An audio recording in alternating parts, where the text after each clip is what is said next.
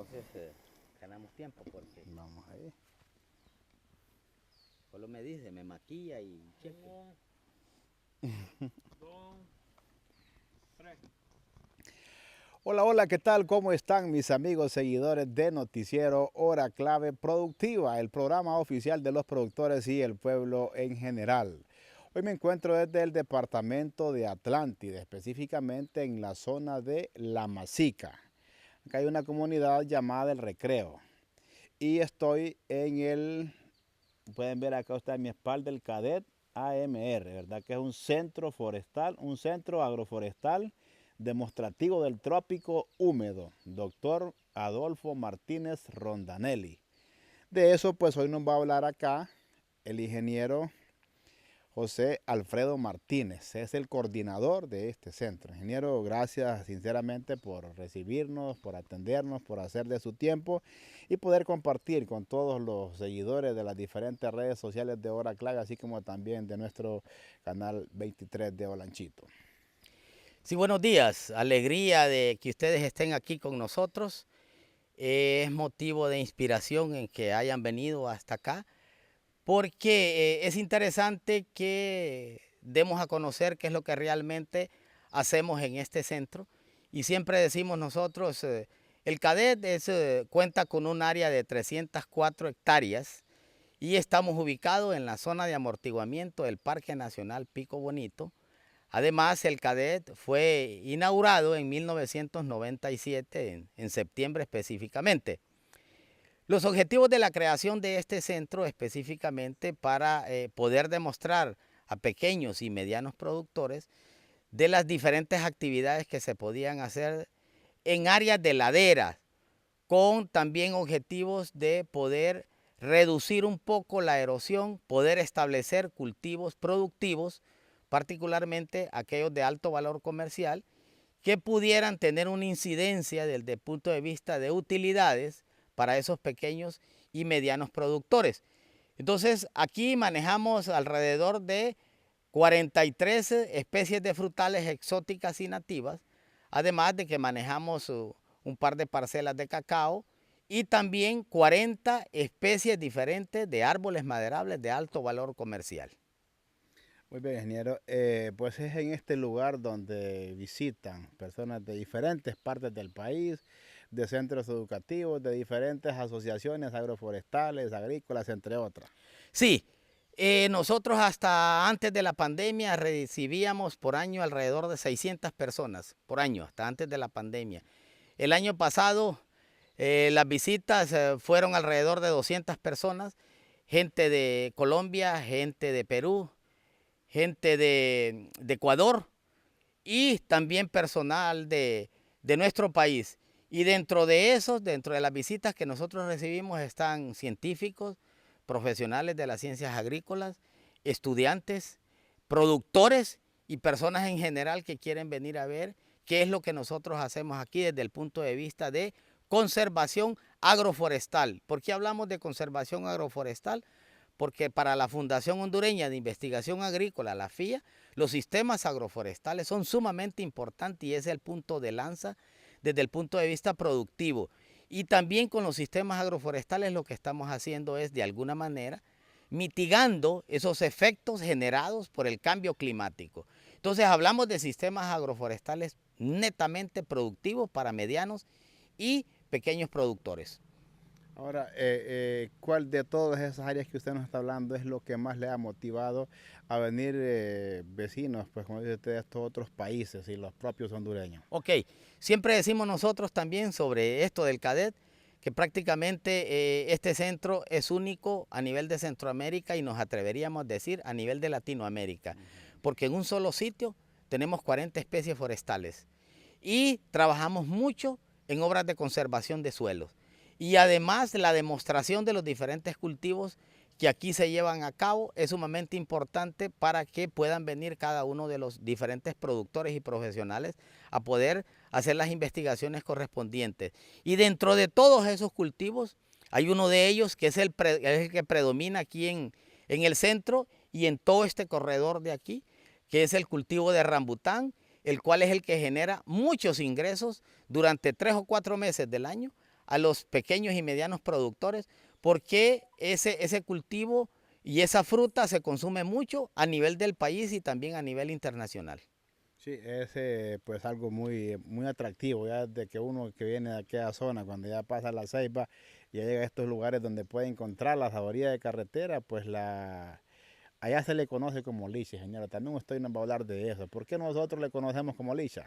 Ok, siempre decimos nosotros, quizás la primera persona que empezó a vender ese fruto, entonces le llamó licha. Y hay una diferencia.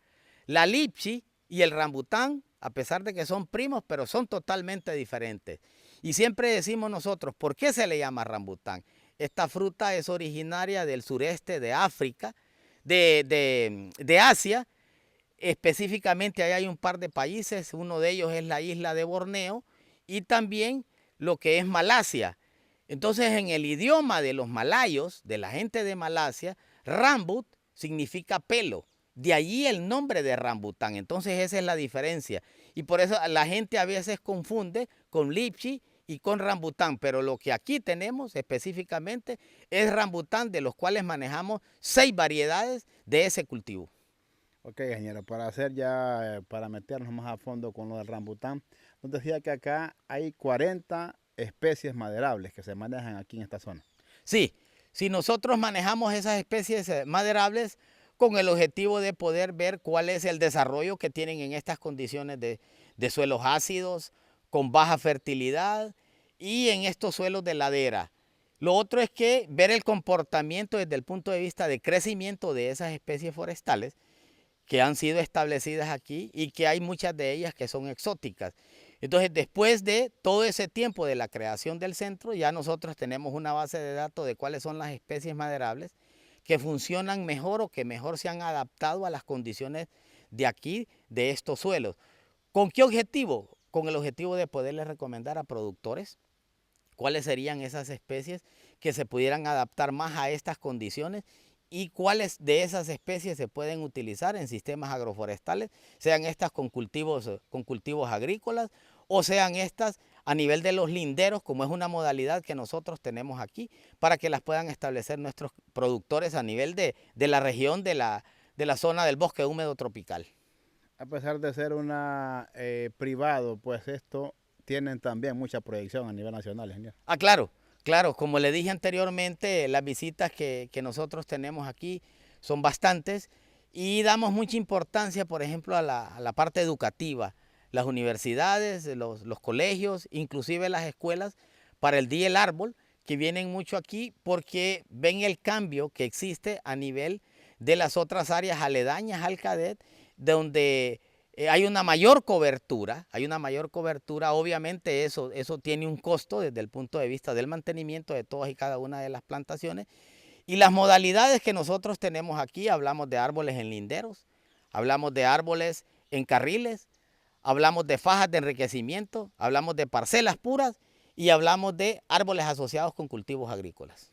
Sí, de las que más conocemos, ¿cuáles tienen acá, ingeniero? Ok, de las que más se conoce, sí hay cedro, hay caoba, hay granadillo, hay marapolán, hay barbejolote, hay otra especie que también ahí le llamamos ibo, que es sumamente conocida. Hay hormigo, que en el valle del Aguán hay esta especie, por mencionarle algunas de las más conocidas. Y de ahí otras especies que nos han dado muy buen funcionamiento a nivel del centro. Dependiendo de los países y las regiones, cada madera de estas tiene mayor aceptación. Claro, claro. Siempre decimos nosotros antes de establecer una especie, por eso es el estudio que nosotros llevamos a nivel del comportamiento aquí, para así mismo hacer las recomendaciones correspondientes y poderle decir a los productores dentro y fuera del país cuáles son esas especies que más se recomiendan y que pueden ser adaptadas de acuerdo a las condiciones de cada una de las zonas. Por eso todo ese estudio lo llevamos a través de una base de datos y eso es lo que nos da la pauta para poder hacer las recomendaciones respectivas. Tema hídrico y suelo también son fundamentales, ingeniero, para nuestra zona del Valle del Aguán, de Olanchito hacia arriba. ¿Qué es lo que más se recomienda? Ya que los productores han tenido muchos problemas, escasez de agua, escasez de alimentos para su ganadería y quizás poco o nada se esté haciendo para poder contrarrestar todos estos efectos negativos. Ok, lo importante siempre decimos, aquí estamos en bosque húmedo tropical, el otro sector en el caso del Valle del Aguán, bosque seco, pero aquí lo importante a nivel de nuestros productores de alguna manera es ver cómo recuperar la cobertura forestal, porque eso entonces vamos a tener mayores precipitaciones y eso también nos va a generar mayores ingresos a través del establecimiento de nuevos cultivos.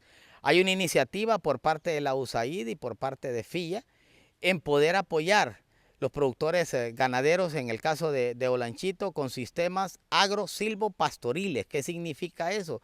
Árboles maderables en los linderos de los potreros, en medio el pasto y poder diversificar con algunos cultivos agrícolas que se pueden desarrollar en el Valle del Aguán, siempre viendo también cómo podemos llegar a la parte de poder tener sus sistemas de riego para la parte productiva en cada uno de los cultivos. El Cadet ingeniero tiene posicionado a Honduras en muy buenos lugares a nivel de países de la región y si hablarlo también del Istmo Centroamericano. Sí, de acuerdo. Y bueno, más que el Cadet, como FIA, que es muy conocido por todo lo que FIA hace desde el punto de vista de sus variedades de banano y plátano, y además con estos cultivos exóticos, pero que prácticamente ahora son de nosotros, porque el rambután está en el país desde hace, me atrevería a decir, unos 100 años, que vino por primera vez a través del doctor Wilson Popenoe al área del Jardín Botánico Lancetilla.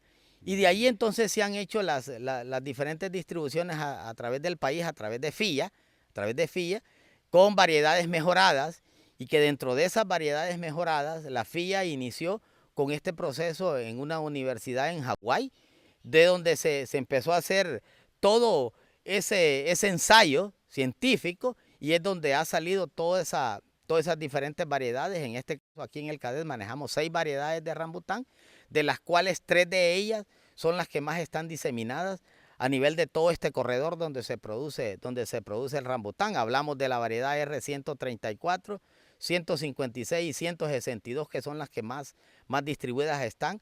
Y podemos hablar de un total de hectáreas de entre 5.000 a 6.000 hectáreas que hay de este cultivo a nivel de toda esta zona atlántica.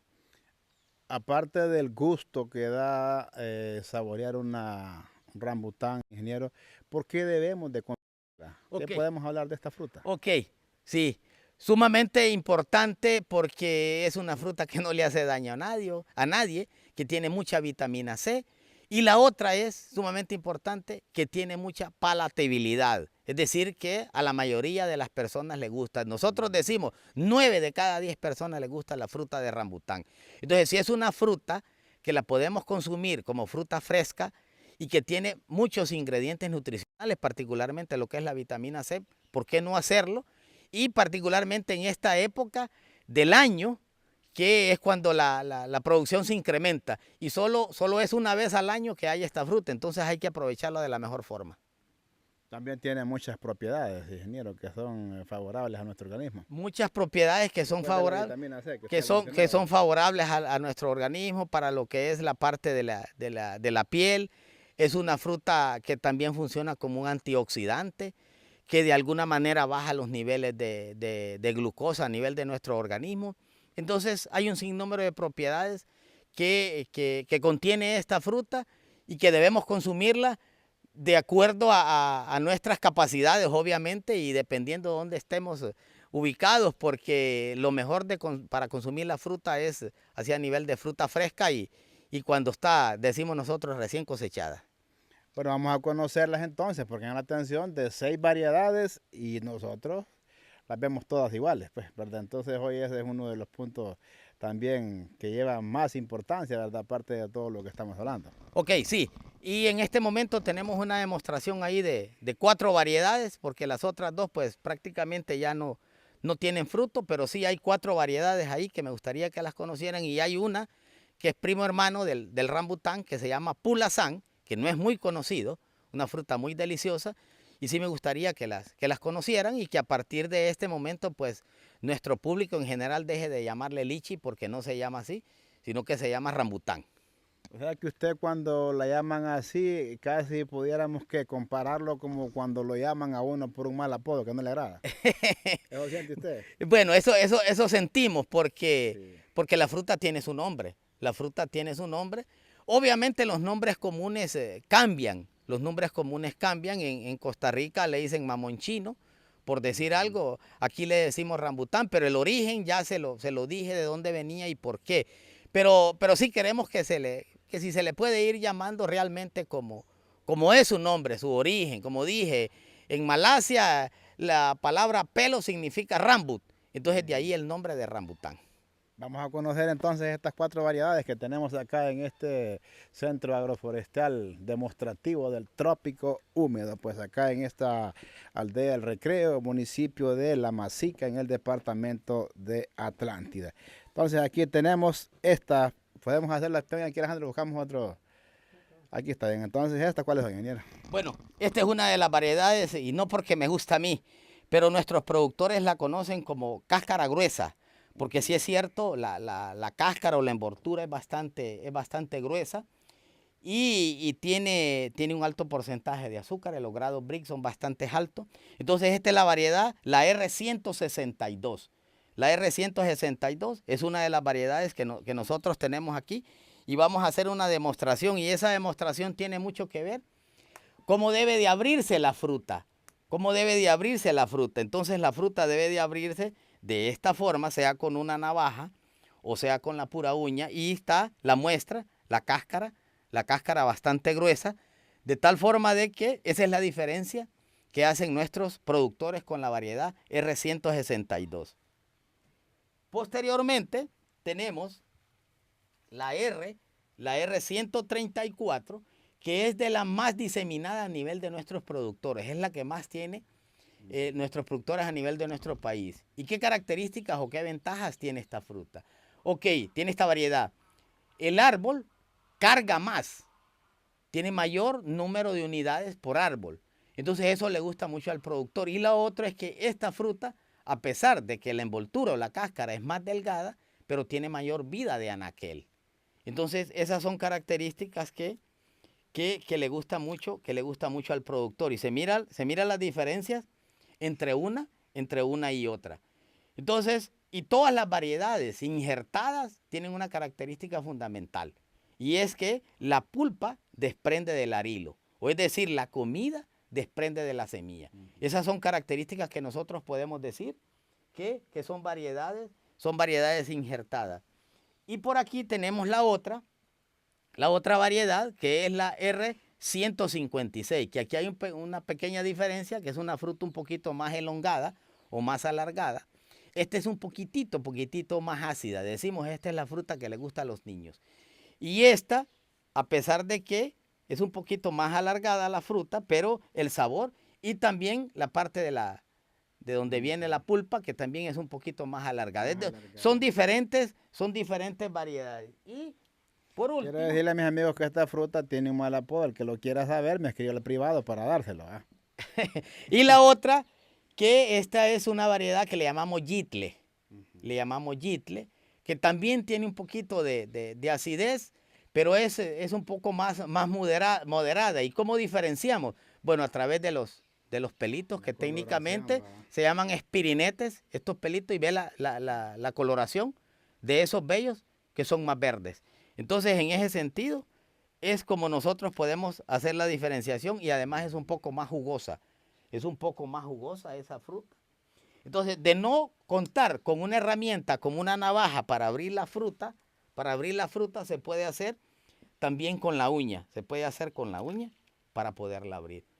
¿Por qué le decimos que no debe de abrirse con la boca?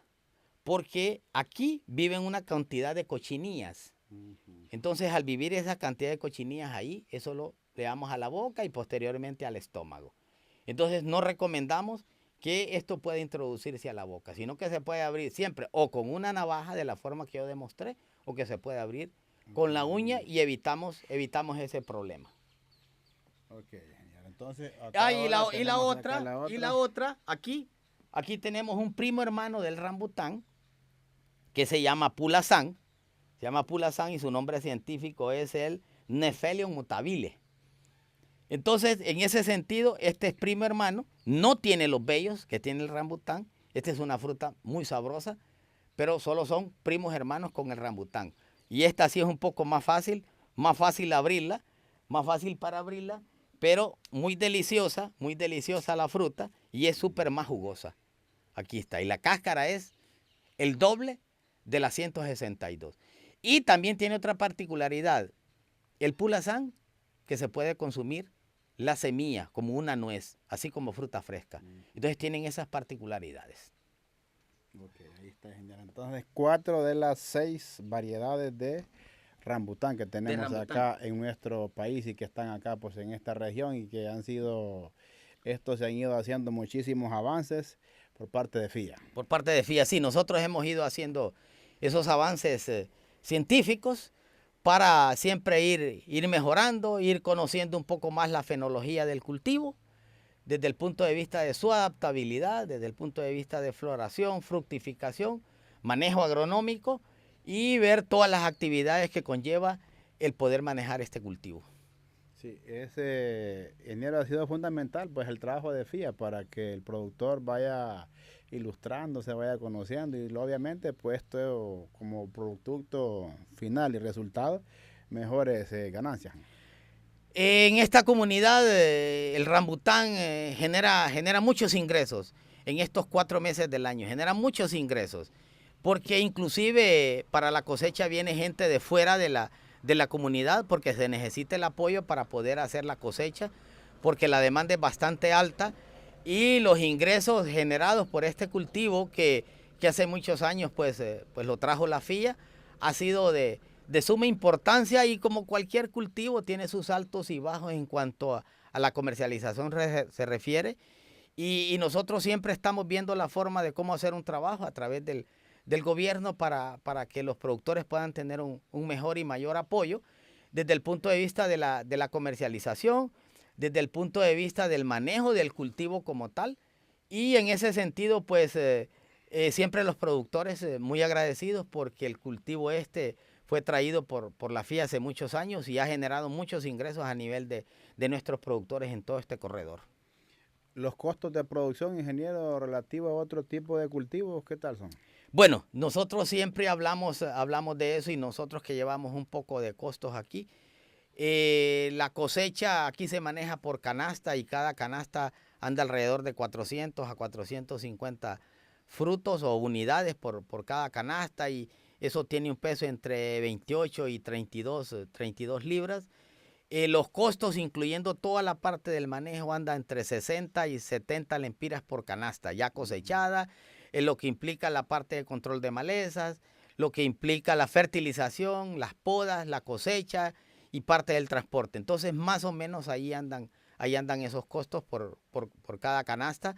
Pero, como repito, le genera muchos ingresos a nuestros productores, particularmente a aquellos que tienen más de una manzana establecida.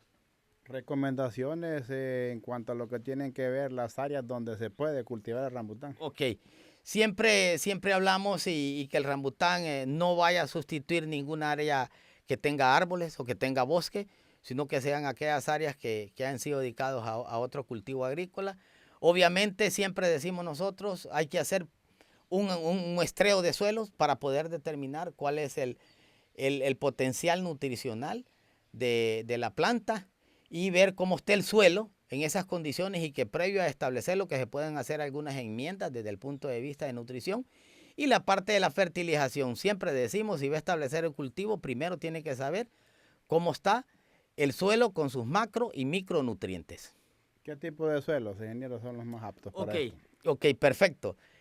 Particularmente el rambután en sí prefiere, de acuerdo a la experiencia que manejamos aquí, suelos ácidos, suelos arcillosos, y usted los mira, son suelos rojos. Entonces es un poco masoquista, decimos nosotros en ese sentido, porque el rambután se adapta muy bien a esas condiciones de suelo, con un poco de baja fertilidad, pero siempre hay que ayudarle con materia orgánica o con fertilizantes químicos. ¿Requiere ciertos porcentajes de sombras o se puede hacer en áreas donde no hay más Ok. árboles? En ese sentido, y hay una variedad que es la R134 que por las características de ella y la corteza es más delgada, al haber esos, nosotros decimos, esas fluctuaciones climáticas, que en la mañana hace sol y después de mediodía viene la lluvia, entonces esa variedad se raja la cáscara.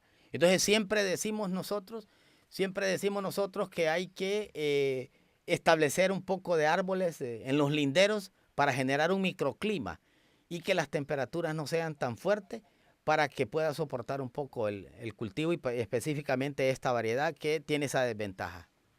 Oiga, ingeniero, ¿qué le gustaría pues concluir que no le hayamos consultado cuanto a lo que tiene que ver esta introducción del tema de lo que tiene que ver acá FIA y el tema también acá de rambután?